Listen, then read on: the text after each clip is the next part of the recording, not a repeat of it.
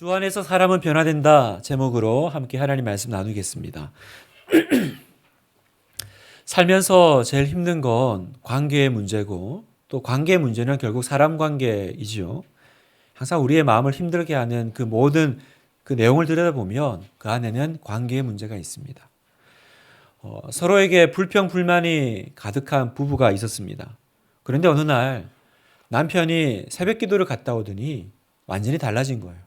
이불을 개고 아침 식사를 준비하고 청소도 하고 또 빨래까지 돌리고는 나가면서 아내 손을 꼭 잡고 여보 사랑해 그리고 출근을 한 겁니다. 남편의 변화된 모습에 완전 감동을 이제 아내가 받은 거죠.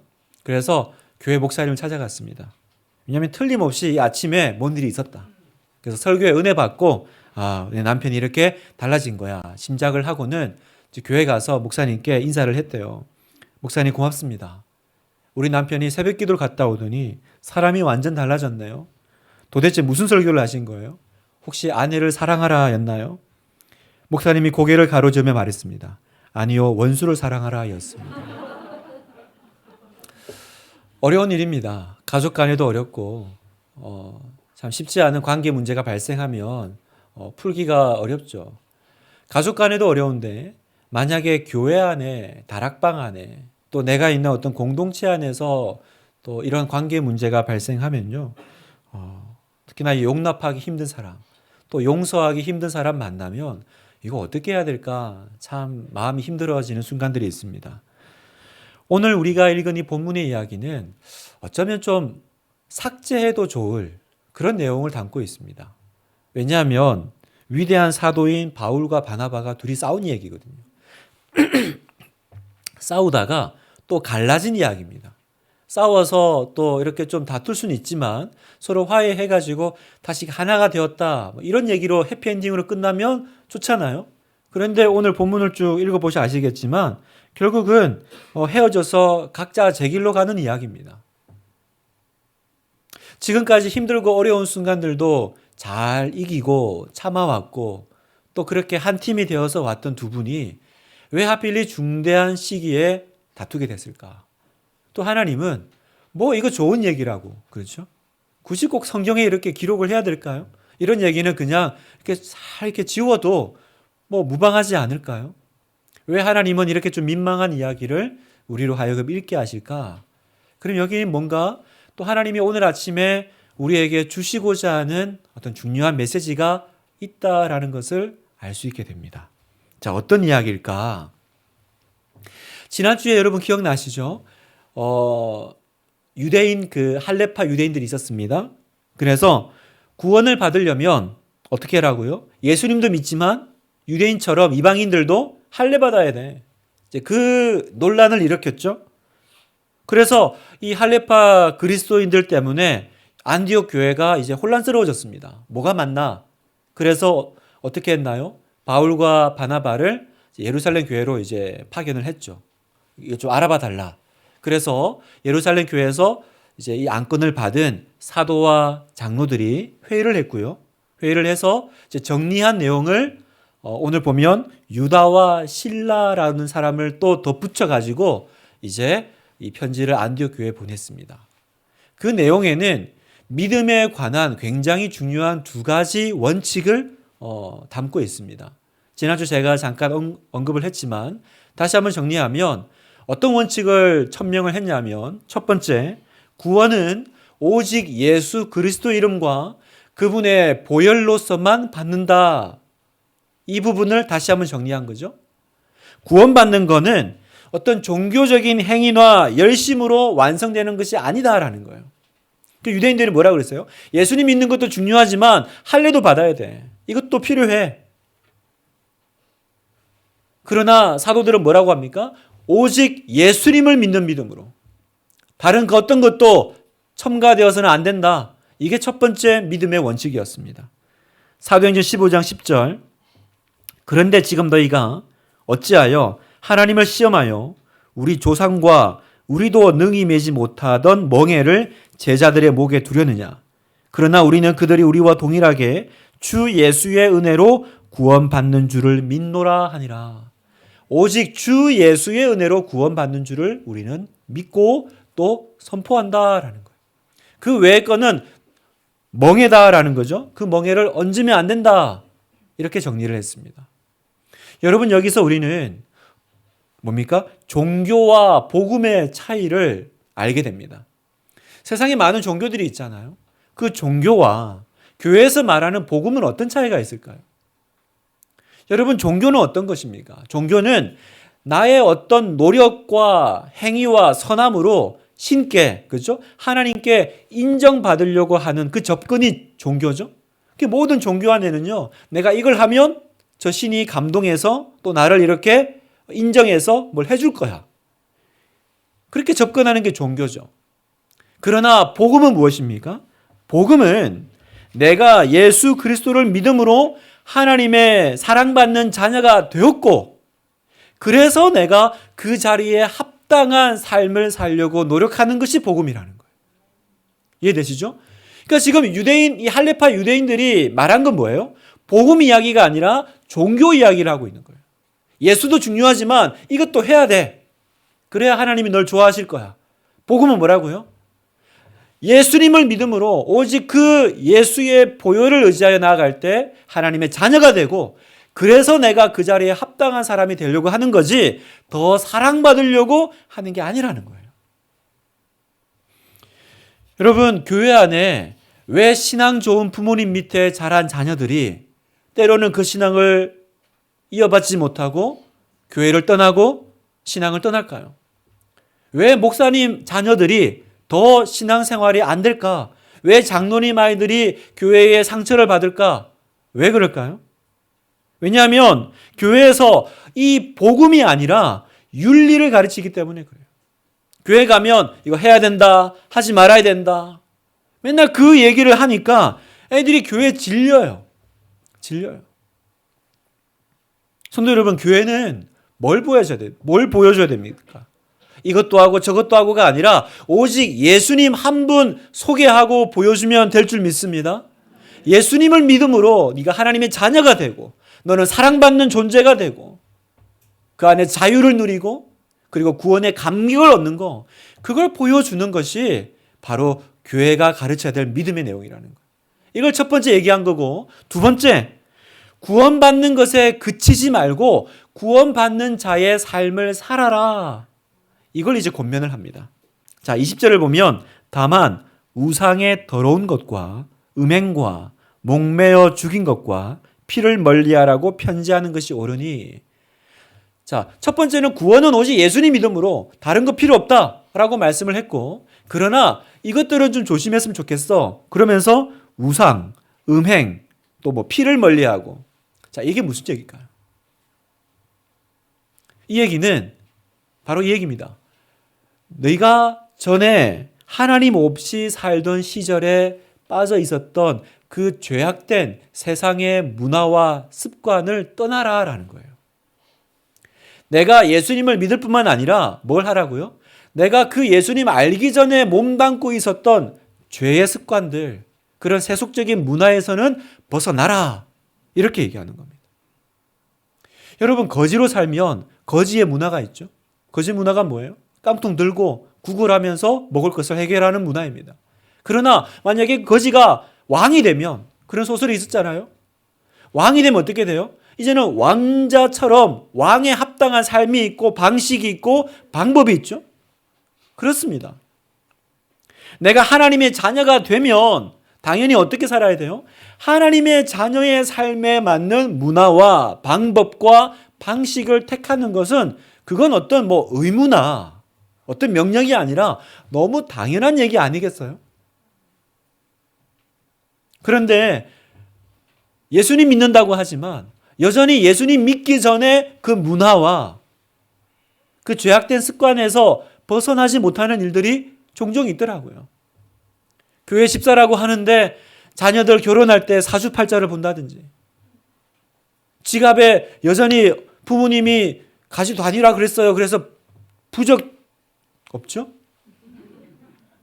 베개 안에 이렇게 이상한 거 넣어놓고 주무신다든지, 또 술, 담배 문제가 여전히 예수 믿었지만 해결되지 않는다든지. 여러분, 술, 담배 문제. 술, 담배 하면 천국 못 가나요? 구원 못 받나요? 아닙니다, 여러분. 술, 담배 해도 구원 받습니다. 술, 담배 해도 하나님 자녀 될 수 있습니다. 술, 담배 하는 사람은 교회 못 오는 거 아니잖아요. 그러나 그것이 그리스도인의 삶에 맞느냐, 이건 다른 문제예요. 그건 덕스럽지 않잖아요. 특히나 이 술의 문제. 요즘은 이 술에 관대한 세상 아닙니까? 이렇게 분위기 좋게 한두 잔 할 수 있지 않나요, 목사님? 저는 절제가 되는데요. 저는 그렇게 중독까지 가지 않는데요. 여러분, 술의 가장 큰 위험은 뭡니까? 술의 가장 큰 문제는 내 마음을 지키지 못하게 만든다는 거죠. 자, 잠언 4장 23절을 보겠습니다. 같이 한번 읽어볼까요? 시작. 모든 지킬 만한 것 중에 더욱 내 마음을 지키라. 생명의 근원이 이에서 남이니라. 지켜야 될 것 중에 1번이 뭡니까? 네 마음을 지키는 거예요. 내 마음을 지켜야 내가 은혜도 지키고 구원도 지키는데, 근데 술의 가장 큰 위험은 뭐냐면 내 마음을 무방비로 만들어요. 술 마시면 그 다음날 여긴 어디고 나는 누구? 이제 이렇게 되는 거죠. 내 마음을 마비시키는 거예요. 그러니까 내 마음을 죄로부터 지켜야 되는데 술이 딱 들어가면 어떻게 돼요? 무방비가 되는 거예요. 그래서 많은 범죄 전문가들이 하는 말이 있습니다. 모든 사건의 시작에는 술이 있다. 이거는 거의 진리래요. 모든 사건의 시작에는 술이 있다. 저는 절제가 됩니다, 목사님. 제가 그런 분들에게 꼭 드리는 예화가 하나 있어요. 내가 이렇게 강가에 서서 이렇게 강에 이렇게 잠깐 발 담그고 왔다 갔다 할 수는 있죠. 그래서 내가 발목까지, 무릎까지 들어가는 거는요, 내가 왔다 갔다 할 수 있습니다. 내 힘으로 나올 수 있어요. 그러나 허리까지 들어가면 어떻게 돼요? 그때는 내 힘으로 못 나옵니다. 왜요? 거기는 강의 힘이 나를 끌고 들어가는 거죠. 똑같습니다. 내가 한두 잔 마치 이렇게 발목까지 찬방거리는 것처럼 왔다 갔다 가능할 것처럼 보입니다. 그러나 그게 어느 순간 허리까지 들어가면요, 이제는 내 힘으로 못 나와요. 그게 세속의 힘이고 그게 죄의 힘입니다. 그러니까 죄는 처음부터 나를 잡고 끌고 들어가지 않아요. 발만 담궈 그래요. 발만 담궈. 왜요? 발만 담그면 무릎까지, 그게 허벅지까지, 그리고 허리까지 올라갈 줄 아니까. 허리까지만 가면 그때는 너도 못할 걸 아니까 발만 담궈. 여러분, 두 가지를 얘기했습니다. 오직 믿음이다. 예수님 믿는 믿음. 그리고 두 번째, 그 믿음에 합당한 삶을 살아가라. 그 얘기를 한 거예요. 여러분, 이 두 가지 원칙 안에서 오늘 여러분의 믿음도 이제 갈등 없고 분명해지고 확신 있게 되기를 축복합니다. 마치 그 안디옥 교회가 그 편지를 받아두고 너무 기뻐한 거예요. 이제 정리가 됐구나. 마음의 정리가 되면요, 인생이 단순해져요. 얼마나 단순해집니까? 하나님을 믿을까 말까? 맨날 교회 올 때마다 그 갈등하면서 교회 다니면 모든 게 갈등입니다. 모든 게 고민이에요. 그런데 내가 믿기로 결정하고 내가 종교가 아니라 복음으로써 예수 그리스도를 내가 마음에 영접하고, 그리고 내가 이제는 죄악된 습관 정리한다. 할까 말까? 이거 끊으면 되게 아쉬울 텐데. 그게 아니라 결단하면 심플해져요. 그리고 그때부터 하나님이 그 삶을 살도록 도와주십니다. 그러니까 왜 이게 정리가 안 돼요? 마귀도 아는 거예요. 우리가 그걸 좋아한다라는 거예요. 마귀도 압니다. 내가 그 죄악된 옛날의 그 생활을 그리워한다라는 걸. 그러니까 안 끊어지는 거죠. 신시내티 대학의 석좌 교수이자 포항공대 석학 교수인 안종혁 교수님이라는 분이 있습니다. 이분이 쓴 길갈이라는 책이 있는데 한번 기회가 되시면 읽어보시면 되게 은혜가 됩니다. 이분이 그 책에 보면 자기가 어떻게 예수를 믿고 또 박사 공부하면서 어떤 은혜를 입었고 막 그런 책이에요. 그런데 거기 보면 하나 재밌는 에피소드가 나오는데, 이분이 예수 믿고 해결되지 않는 게 있는데 담배 문제였어요. 나중에는 본인이 집사가 됐는데 그래도 담배가 해결이 안 되는 거예요. 그래서 한 번은 담배 피다가 또 교회 다른 집사님한테 들켜가지고 굉장히 창피를 당한 일도 있고, 너무 속상한 거예요. 제가 분당 우리 교회 있을 때도 되게 재밌는 얘기를 들었습니다. 분당 우리 교회는 이제 목사들이 많잖아요. 그러니까 사실은 자기 교구 목사 아니면 잘 모르거든요. 근데 서현역에서 어떤 날 목사님 한 분이 지나가는데 어떤 성도인 것 같아요. 담배를 물고는 우리 어디서 많이 보지 않았어요? 그러니까 많이 봤는데 설마 이 사람을 교회에서 봤을 거라 생각을 못하고 되게 안면이 있는 거예요. 그래가지고 담배를 막 피면서 우리 어디서 많이 보지 않았어요? 그래서 그 목사님이 알아본 거예요. 근데 차마 말을 못하고 지나갔다는 그 얘기를 제가 그 목사님께 듣고 웃었습니다. 이분도 아마 그랬던 것 같아요. 교회 집사까지 됐는데 어느 담배 피다가 이제 들킨 거예요. 그러니까 너무 창피해서 그날은 진짜 무릎 꿇고 기도했대요. 그 책에 보면 이렇게 씁니다. 예수님, 제가 여러 번 다른 집사 앞에서 창피를 당했습니다. 저도 담배를 완전히 끊어버리고 싶습니다. 다시 피우고 싶지 않습니다. 금연을 결심하긴 하는데 매번 실패하는 저 자신이 부끄럽습니다. 사실 제 의지로는 이제 금연할 자신이 없습니다. 하지만 오늘 다시 금연을 결단합니다. 예수님, 제 금연의 짐을 져 주십시오. 꼭 한번 도와주십시오. 너무 절실하게. 그러니까 내가 못하겠는 거예요. 몇 번 했지만 실패하니까 예수님이 내 짐을 짊어지신다는데 수고하고 무거운 짐을 가져오라 그러시는데 그러면 이 금연의 짐도 가져가면 되는 거 아니야? 그래서 그렇게 기도한 거예요. 예수님, 제 금연의 짐을 좀 져주십시오. 그렇게 믿음으로 기도했는데요. 그 기도하고도 또 담배를 피울 일이 생겼대요. 그런데 그때마다 고린도전서 6장 19절을 이렇게 생각했답니다. 너희 몸은 너희가 하나님께로부터 받은 바 너희 가운데 계신 성령의 전인 줄을 알지 못하느냐. 너희는 너희 자신의 것이 아니라. 이 말씀을 계속 선포했대요. 내 몸은 이제 내게 아니야. 내 안에 계신 성령의 전이야. 그래서 또 기도했지만 담배를 피울 때마다 그렇게 생각했대요. 내가 지금 성령의 전을 담배로 거슬리고 있구나. 그렇게 계속 생각하면서 기도했대요. 그런데 어느 날 며칠 지나고 나서 보니까 내가 담배를 안 피우고 있구나 깨달았다라는 거예요. 그때 끊어졌대요. 무슨 얘기입니까? 여러분이 결단하면 하나님도 결단을 도와주십니다. 그래서 우리가 영적 도약을 위한 그 결단을 드린 거예요. 생각은 사도 바울입니다. 생각은 마음속으로는 땅끝까지 전도합니다. 그러나 결단이 안 돼요. 여러분, 결단이 안 되면 결혼도 못 합니다. 그렇죠? 여러분, 결혼 어떻게 하셨어요? 청혼하셨잖아요. 결혼하자. 아무리 사랑해도 청혼하지 않은 사람과 결혼할 수 있습니까? 사랑하는 거 알겠어요. 근데 이 사람이 나한테 프로포즈를 안 해. 어떻게 결혼을 하겠어요? 그래서 사랑했지만 결혼 못한 유명한 두 분이 계시죠. 갑돌이와 갑순이라고. 사랑만 했더래요. 결단이 필요해요. 결단하면 하나님이 도우십니다. 오늘 이 예배 시간에 마음속으로 내가 어떤 악한 또 죄악된 습관 때문에 고통받고 계십니까? 주님께 결단하십시오. 주님, 제 짐을 좀 져 주십시오. 제가 끊어버리기 원합니다. 이 성도답지 않은 모습에 대해서 제가 화가 납니다. 하나님, 이제는 정리할 수 있도록 도와주십시오. 그렇게 기도하고 이 예배 가운데 끊어지는 역사가 일어나기를 주님의 이름으로 축복합니다. 주님이 도와주실 거예요. 자, 이 두 가지가 이제 안디옥 교회에 전해졌고 안디옥 교회는 이 편지를 받고 이제 다 해결됐습니다. 예수님 믿음으로 끝이구나. 그러면서 교회가 평안해졌어요. 자, 그러면 되는데 사도 바울이 갑자기 여행 준비를 합니다.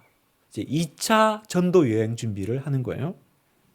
자, 이번 여행은 1차 이렇게 한 바퀴 돌았었잖아요. 그때랑 좀 달라요. 36절에 보면 며칠 후에 바울이 바나바더러 말하되 우리가 주의 말씀을 전한 각 성으로 다시 가서 형제들이 어떠한가 방문하자 하고. 이번 여행은 어떤 여행이에요? 1차 때 갔던 데를 한 번 더 가보자라는 거예요. 아니, 지금 예루살렘 그 교회에 갔다 온 지도 얼마 됐습니까? 이제 여독 좀 풀어야 되지 않아요? 교회는 좀 안정됐고 이제 조금 평안해졌고 1차 여행 갔다 온 것까지 하면 얼마나 사실은 피곤합니까? 그러면 좀 더 누리고 이제는 좀 그죠? 있어도 되는데 바울은 그게 안 됩니다. 일어나서 다시 옛날 우리가 복음 전했던 데 가봅시다. 방문해 봅시다. 왜요? 바울의 마음에는 불이 있어요. 그 불은 뭐냐면 이 목자의 심정의 불이죠. 내가 복음을 전한 형제들이 그 후에 어떻게 됐을까? 시험에 빠지진 않았을까? 믿음을 계속 지켜나가고 있을까? 예배 생활 잘하고 있을까? 너무 궁금하고 가슴이 뜨거워지고 만나고 싶은 거예요. 여러분, 성도는 성도가 그립습니다. 만나고 싶습니다. 당연한 거예요. 이 사람이 잘하고 있을까? 걱정되는 그 목자의 심정이 있습니다. 여러분, 교회 안에는요, 행복하게 사는 것이 불편해지는 사람들이 있습니다. 얼마든지 편하게 살 수 있죠. 누릴 수 있죠. 그런데 이런 것에 만족하지 못하는 사람들이 있더라고요. 어떤 사람들이요? 마치 자식 염려하고 걱정하는 부모 같은 사람들. 항상 다른 사람의 영혼에 대한 관심이 많고 그 사람을 향한 뜨거운 마음을 가지고 있는 사람들이 있습니다. 그 사람들이 누구예요? 바로 여러분의 교육자들이고 여러분의 순장님들이십니다. 사랑하는 우리 하나교회 성도 여러분, 여러분의 순장님을 귀하게 여기셔야 돼요. 여러분의 순장님을 소중히 여기셔야 돼요. 왜요? 세상에 어떤 사람이 남을 위해서 기도해 줘요. 여러분 곰곰이 한번 생각해 보세요. 세상 어떤 친한 친구라 하더라도 돈도 빌려주고 집에 잠도 재워줘요. 그런데 그 사람이 밤마다 무릎 꿇고 눈물로 나를 위해서 기도해 줍니까? 내 가정, 내 자녀를 위해서는 기도하지만 남의 집에 잘 되게 해달라고 기도하는 그런 사람이 세상에 어디 있어요? 여러분 어디 있습니까? 어느 절에 가면 남 위해서 기도하는 사람이 있습니까? 어디 자리에 가면 그런 사람이 있습니까? 순장은 하나님이 주신 그 아비의 마음을 가지고 나보다 내 순원이 잘 될 때 더 기뻐하는 사람들. 그래서 제가 가끔 이렇게 순자님들이 막 저한테 이렇게 보고를 할 때 보면 자기 얘기인 줄 알았어요. 너무 기뻐하길래. 그 보면 그 집에 애가 뭐 대학을 붙고 그 집에 어떤 일이 오랫동안 기도했던 게 해결되고 그걸 마치 자기 일처럼 그렇게 기뻐가지고 저한테 막 전하질 못해가지고 참 제가 보면서 바울의 심정이에요. 바울의 심정. 아비의 심정. 여러분에게 이런 순장이 있습니까? 나에게 이런 사람이 있습니까? 여러분 교회는 그런 사람이 있는 사람이 복된 사람이에요. 여러분 교회는 누구를 부러워해야 돼요? 내가 문제가 생겼을 때 나를 위해서 기도해 주는 사람이 1명, 2명, 3명, 4명 계속 나오는 사람이 부러운 사람이에요. 내가 어려운 일이 생겼는데 아무도 그걸 난 몰라. 그걸 위해서 기도해 줄 사람 아무도 없어. 그 사람이 제일 불쌍한 사람입니다. 제가 올해 여러분에게 숙제 아닌 숙제를 드리자면 올해 나를 위해서 기도해 줄 수 있는 사람을 많이 만드십시오. 그게 교회의 영적인 부자예요. 혼자 교회 와서 혼자 예배드리고 가는 거 세상 편하고 좋아 보여도요. 내 인생에 풍파가 일어나고 내 인생에 파도가 일어날 때 난 누구한테 얘기해야 되지? 아무리 손을 펼쳐도 아무도 생각나는 사람이 없는 거. 그게 어떻게 여러분 복된 신앙생활이겠습니까? 1명, 2명, 3명, 4명 계속 나오면 그 사람 망하지 않습니다. 여러분의 영적 리더를 귀하게 여기십시오. 마치 자기의 영혼의 문제같이 하나님 앞에서 눈물로 기도하는 사람들입니다. 자, 그렇게 이제 바울이 가봐야겠다. 도저히 내가 그냥 복음만 전하고 와서 앉아 있을 수가 없어. 가봐야겠어. 그런데 여기 이제 문제가 발생합니다. 어떤 문제냐면 바나바가 마가 요한, 이제 우리가 알고 있는 그 마가를 다시 데려가자라고 제안을 한 거예요. 사도 바울이 극렬히 반대합니다. 왜 반대해요? 우리가 알다시피 이 마가는 1차 때 따라갔다가 힘들다고 중간에 돌아간 사람 아닙니까? 아니 그렇게 중간에 포기한 사람 그 전력이 있는데 이번에 또 데려갔다가 또 그러면 어떻게 됩니까? 그때도 우리가 얼마나 힘들었습니까? 이 사람 중간에 나가는 바람에 우리가 선교 여행도 타격이 있었고 또 사도 바울도 마음의 상처를 많이 받았죠. 그래서 안 된다. 바나바는 데려가자. 한번 실수했다고 사람을 어떻게 내치냐. 아마 그랬던 것 같아요. 근데 그게 은혜롭게 성령 안에서 해결된 게 아니고요. 헤어져요, 둘이. 자, 39절에 보면 서로 심히 다투어 피차 갈라서니 바나바는 마가를 데리고 배 타고 구브로로 가고 바울은 실라를 택한 후에 형제들에게 주의 은혜에 부탁함을 받고 떠나. 민망한 이야기입니다. 잘 봉합되고 해결된 줄 알았더니 갈라섰네요. 성도 여러분, 왜 성경은 이 민망한 사도들의 이게 인간적인 모습들, 또 실수와 또 약점을 감추지 않고 그대로 다 기록했을까요? 여기서 오늘 우리가 배워야 될 중요한 교훈이 두 가지가 있습니다. 그 첫 번째는 뭐냐면 우리도 주님의 일을 할 때 언제나 이견이 있을 수 있다라는 걸 기억해야 된다는 거예요. 주님의 일을 한다고 해서 모든 것이 다 한 방향으로 아무런 소리도 없고 하나가 되는 게 아니더라는 거예요. 위대한 사도들이라 할지라도 인간적인 실수와 약점과 또 성급한 판단이 있다는 걸 우리가 보죠. 바울 입장에서는 도무지 바나바가 이해가 안 됐을 거예요. 아니 그 사람을 왜 데리고 가려고 하는 거예요? 왜? 더 좋은 사람도 있는데 왜 굳이 그 사람입니까? 바울의 생각에서는 도무지 이해가 안 됐으니까 자기 주장을 접지 않았을 거고 결국은 이렇게 대립해서 나눠졌던 거 아니겠어요? 여러분 많은 사람들이 왜 싸울까요? 내 마음이 네 마음 같지 않아서 싸우는 거죠. 나와 같지 않기 때문에. 왜 저 사람은 나처럼 생각하지 못하지? 그래서 부딪히는 거예요.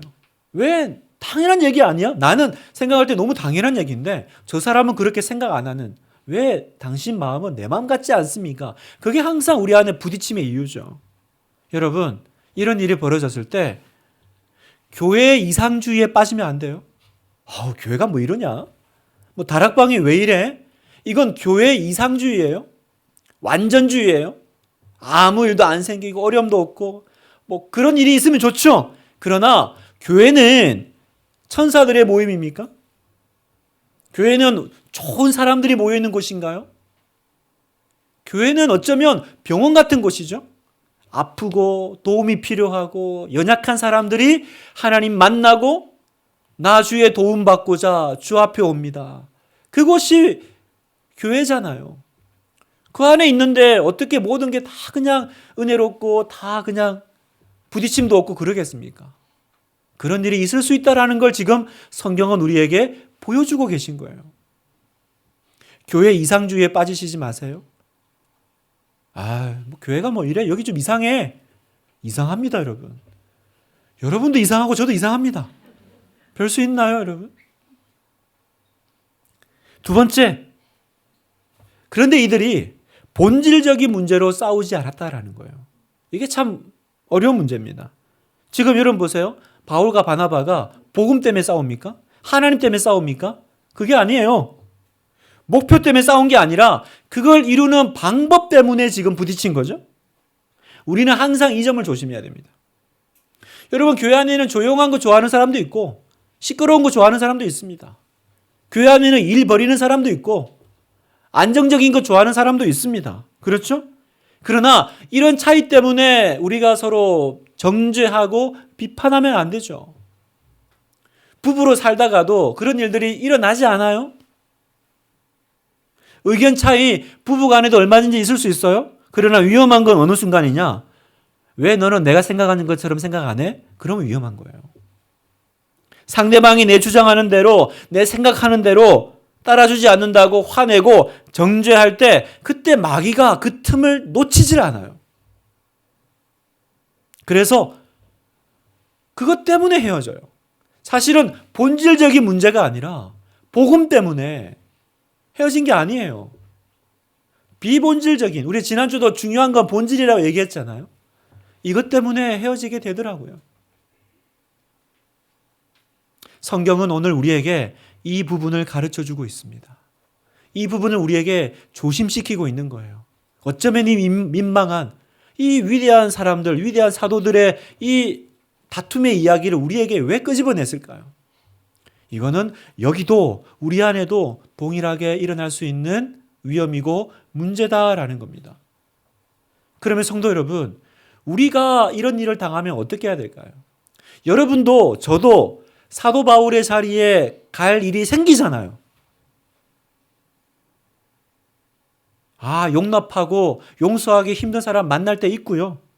마가처럼 이렇게 정말 가까이 하기 싫은 사람이 있을 때가 있습니다. 그리고 바나바와 바울처럼 싸워서 다투어 헤어질 상황까지 갈 때가 있죠. 그런 위험이 있잖아요. 그때 우리가 해야 될 일은 무엇입니까? 그때 우리는 뭘 기억해야 돼요? 여러분, 살 길은 이거밖에 없어요. 나에게 잘못한 사람을 보는 게 아니라 나도 용납받고 나도 용서받은 사람이었다라는 걸 기억해야 된다는 거예요. 방법은 여기밖에 없어요. 여러분, 사실 사도 바울은 본인은 마가 안 된다 그랬지만 사실 사도 바울이 마가와 비교가 가능한 사람입니까? 자기는 어땠는데요? 나중에 사도행전 22장에 간증할 때 보면 이렇게 얘기합니다. 사도행전 22장 4절. 내가 이 돌을 박해하며 사람을 죽이기까지 하고 남녀를 결박하여 옥에 넘겼으니. 바울은 스데반 집사 순교하는데 일조한 사람입니다. 그리고 사람을 죽이기까지 하고 마가는요, 사람 안 죽였어요. 자기가 어떤 사람이었습니까? 교회의 박해자였고, 그죠? 무서운 핍박자였고 주동자였습니다. 그러니까 사실은 마가 요한보다 자신이 더 용서받고 용납받기 어려웠던 사람 아니에요? 성도 여러분, 저 사람은 내가 용납하기가 쉽지가 않은데? 그런 사람이 있다면 어떻게 해야 될까요? 나에게 잘못한 그 사람이 아니라 끝없이 하나님께 용서받은 나를 바라보는 수밖에 없는 거예요. 내가 어떻게 용서받았는지를 알면 내가 그렇게 말할 자격이 없지. 그렇게 말하는 겁니다. 여러분, 교회는 그런 사람들의 모임이에요. 어떤 사람이요? 하나님께 용서받은 사람들의 모임이죠. 여러분, 우리의 구원은 우리가 흔히 은혜 받았다. 이 말 뜻이 뭐예요?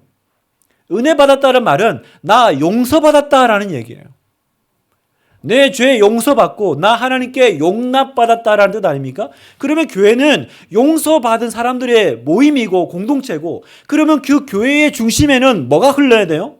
용서하고 용서하고 용서하는 게 흘러야 돼요. 그리고 교회는 그게 가능하다고 믿는 사람들의 모임이 되어야 될 줄 믿습니다.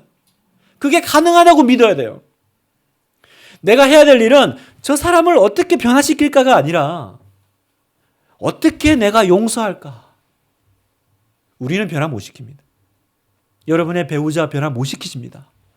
여러분의 자녀 변화 못 시키십니다. 변화는 하나님이 시키시는 거예요. 그럼 저는 뭐 하면 되죠? 우리는 용서하고 용서하는 거예요. 왜요? 내가 하나님께 그렇게 무한히 용납받고 용서받은 사람이었으니까. 그게 오늘 성경이 우리에게 전하는 메시지입니다. 말씀을 마무리합니다. 성도 여러분, 여러분은 사람이 변할 수 있다고 믿으십니까? 우리가 세상 말로 머리 검은 짐승은 받아들이는 게 아니라고, 그런 얘기가 왜 나왔어요? 사람에게 하도 당하니까, 하도 실망하고 배신당하고 낙심하니까 사람 거두는 거 아니야, 사람 바꿔 쓰는 거 아니야, 그런 얘기 우스갯소리를 합니다. 그러나 여러분, 교회는 그렇게 하면 안 돼요. 오늘 우리가 읽은 이 사도행전 15장은 어쩌면 굉장히 씁쓸하게 끝나죠. 마무리가 시원하지가 않아요. 바울과 바나바는 결국 싸우다가 헤어지고, 마가는 문제의 인물로 낙인 찍혔고, 그래서 이제 다음 주 우리가 16장 넘어갈 텐데, 16장 가면 이제 바울이 신라를 데리고 떠났잖아요. 근데 가서는 또 이렇게 채찍맞고 감옥에 갇히는 일이 벌어져요. 그런데 거기서 바울과 바나바가, 바울과 신라가 한밤중에 또 찬양하면서 그 시간을 버티는데, 그런 생각도 들어요. 마가였으면 도망 안 갔을까 또? 그렇게 따지면 사도 바울의 결정이 옳은 것 같기도 해요. 잘했네. 좀 싸웠지만 잘했네. 또 아닌 게 아니라 그 이후로 이제 바나바가 안 나와요, 성경에. 바나바는 이제 마가를 데리고 떠났는데 그 이야기가 안 나와요. 마치 성경이 사도 바울의 어떤 결정을 지지해 주는 것처럼 보여요. 그러면 바나바와 마가는 실패한 것일까? 이렇게 끝나는 것일까? 아닙니다. 제가 지난 설교 때도 한번 얘기했지만 성경은 마가 요한의 변화에 대해서 얘기합니다. 이런 어려움을 겪었고 또 이런 어떤 미숙함이 있었지만 결국 마가는 나중에 바울의 귀중한 동역자가 되었다라고 성경은 기록합니다. 마가는 나중에 바울과 함께 감옥에도 갇혀요. 골로새서 4장 10절 나와 함께 갇힌 아리스다고와 바나바의 생질 마가와 이 마가에 대하여 너희가 명을 받았음에 그가 이르거든 영접하라. 나와 함께 갇힌 마가, 바로 그 마가입니다. 그리고 바울이 나중에 노년에 죽음을 앞두고 마지막 편지를 쓰는데 그때 마가가 옆에 있어 달라고 요청합니다. 디모데후서 4장 11절 누가만 나와 함께 있느니라 내가 올 때에 마가를 데리고 오라. 그가 나의 일에 유익하니라. 그렇게 반대하고 이 사람은 안 된다. 답 없다.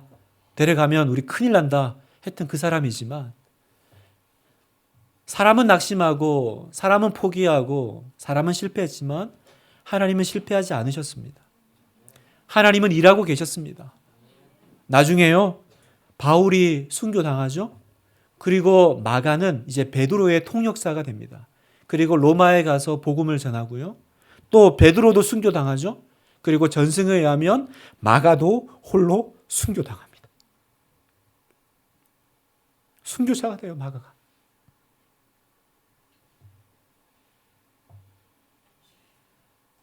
무엇보다 가장 놀라운 일은 우리가 오늘 성경에서 보고 있는 이 마가복음이 바로 이 문제아로 찍혔던 이 마가가 쓴 책이라는 거예요. 하나님 나라에 너무나도 아름다운 사람으로 서가는 걸 봅니다. 성도 여러분, 하나님은 실패하지 않으십니다. 주 안에서 사람은 변화될 줄 믿습니다. 나를 변화시키신 하나님은 저 사람도 변화시키실 겁니다. 그때까지 우리는 뭐 하면 돼요? 용서가 흐르면 됩니다. 용서하고 또 용서하면 실패하지 않으신 하나님은 반드시 그 마가를 결국은 하나님 나라에 너무나도 유용하고 아름다운 사람으로 세우셨던 것처럼 저를, 여러분을, 그리고 앞에 있는 내 이 동역자를, 다락방의 어떤 식구를, 또 내 배우자를, 또 내 자녀를 하나님은 변화시키실 줄 믿습니다. 그걸 믿고 나아가는 우리 복된 하나교회 성도 되기를 축복합니다.